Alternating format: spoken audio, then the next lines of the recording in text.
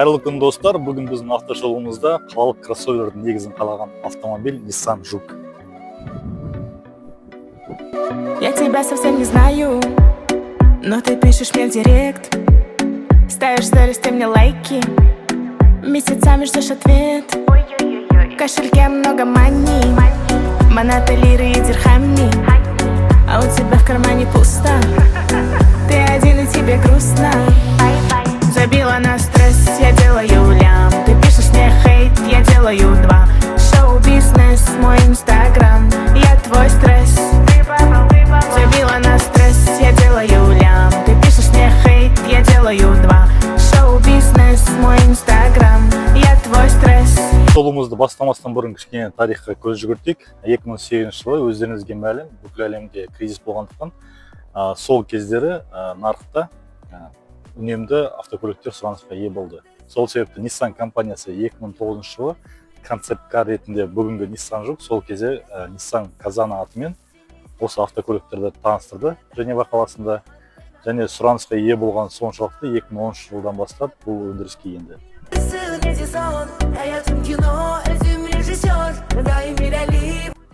Juke ағылшын тілінен аударғанда жылдам және өткір қозғалыс жасау деген мағынаны білдіреді.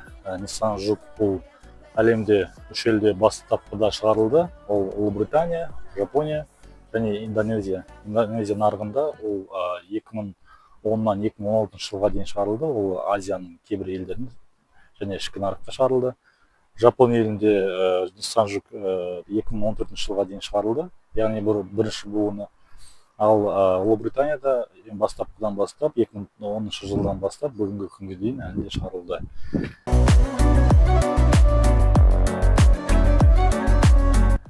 Nissan Juke'тың екі модификациясы бар.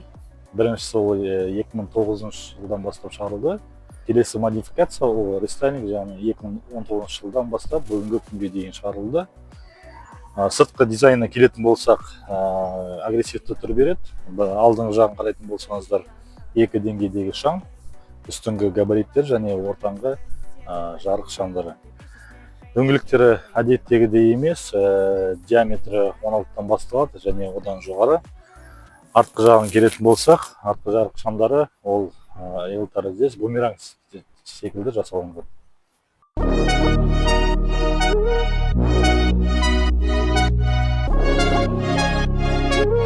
Juke'тың техникалық сипаттамасына келетін болсақ, ең бірінші Nissan Juke'тар ол екі двигательмен шығарылды. Бірінші мотор гаммасы ол 1.6 4 цилиндрлік атмосферлік, шамамен 115 ат күші бар. Екіншісі осы двигательдің жаңағы турбо нұсқасы, ол шамамен 190 ат күші бар.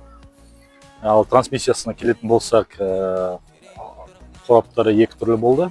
Біріншісі жаңағы механикалық және автомат ретінде вариатор коробкасы жасалынды. Механиканың өзі екі түрлі болды, 5 сатылы және 6 сатылы. Жаңағы алдында айтқандай турбо нұсқаларында 6 сатылы механика ойнастырылды. Күндерде суда жүреміз кемесіне, бәрібір соңында кетіп қаламыз келесіне. Кеткенше бақыттың мәр сүргенің елеспейме, елеспейме. Толқынның нағыз аялдамаға қаратпайды, шынының жартысы жазға да жаратпайды. Жүректің ағысы сенен өзгені қалатпайды, қалатпайды. Бүгінгі біздің автокөлігіміз 2013 жылғы толық комплектация. Ол дегеніміз мультируль, камера, алдыңғы орындықтарды жылытқыш және климат контроль бақылау. Сол жылдағы бұл өте жақсы жабдықталған автокөліктердің бірі.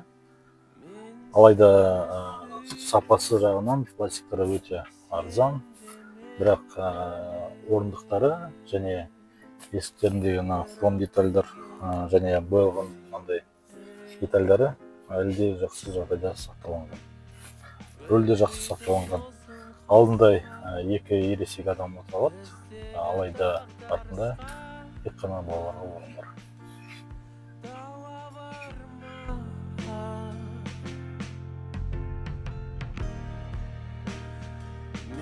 Sendегі мың сұраққа, sendегі мың сұрақтар,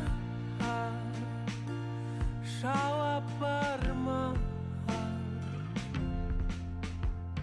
Енді Nissan Juke'тың артқы жүк салғышын көрейік. Лайнер батырма арқылы электронды ашылады. Nissan Juke'тың жүк салғыш көлемі шамамен 250-300 литрді құрайды. Мұнда тек қана докатка бар. Толық размерді қосалқы дөңгелегі бұнда 60-ға қарай сыймайды. Мені таптың, бірақ неге?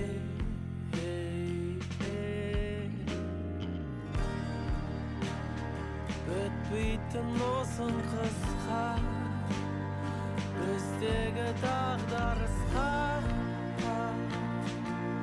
дауа бар ма?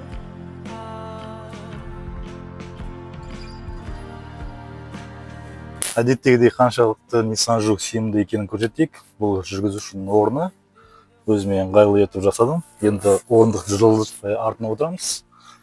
Көбісі Nissan Juke'ты купе деп ойлайды, себебі артқы есігінің есік ашу батырмасы көбісі таба алмайды, қара түсте боялғандықтан. Басында орын бар, ал алдында аяқта орын жоқ. Тек қана балаларға арналған артқы орын.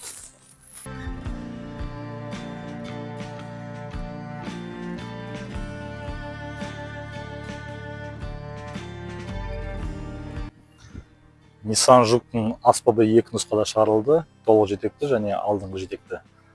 Толық жетекті нұсқасы көбінесе спорт версиясына жасалынды, яғни жаңағы 1.6 турбо 190 ат күші, 6 сатылы механика немесе вариатормен болды.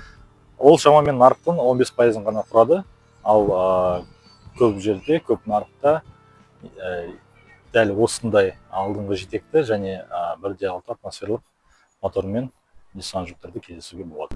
2010 жылғы Nissan Juke'тың басты бәсекелестері, яғни шағын қалалық кроссоверлер, ол Корея нарығында Kia Soul және Hyundai Creta, Европа нарығында Renault Captur және General Motors компаниясының Opel Mokka мен Chevrolet Tracker автокөліктері, Жапон нарығында Mitsubishi ASX және тағы да басқа шағын қалалық кроссоверлер сол заманда шығарылды. Сипаттамалары әртүрлі болды. Мысалы, General Motors компаниясының автокөліктерінде қораптары гидротрансформаторлы болып жасалынды, ал Жапон нарығындағы көліктер көбінесе вариатормен жабдықталған. Nissan Juke'тың кез келген қосалқы бөлшектерін бүгінгі күні табуға болады, алайда ең бастысы бұнда жаңа проблема дейміз, қорабы. Қорабы вариатор болғандықтан шамамен 100 мың, 150 мың шақырым жүргеннен кейін өз сыр бере бастайды. Ал орта есеппен вариаторды жөндеу 500 мың шамасында болады. Ал құрметті достар, бүгінгі біздің автошоуымыз осындай болды. Егер де қорытындылайтын болсақ, Nissan Juke бүгінгі күні жасөспірімдерге және көбінесе қалада жүретін жүргізушілерге арналған. Егер де сыртқа саяхатқа отбасымен шығатын болсаңыздар, онда автокөліктің басқа нұсқасын қарастырған жөн болады. Себебі өздеріңіз көргендей, бұл автокөлік отбасылық саяхатқа арналмаған. Келесі кездескенше күн жақсы, арнамызға тіркеліп, лайк басудан ұмытпаңыздар. Işığı yandırsın Edison, hayatım kino, özüm rejisör. Daim ileri, bu değil hele son. Sesim sesini izle unison. Köyler dalga yeni antena.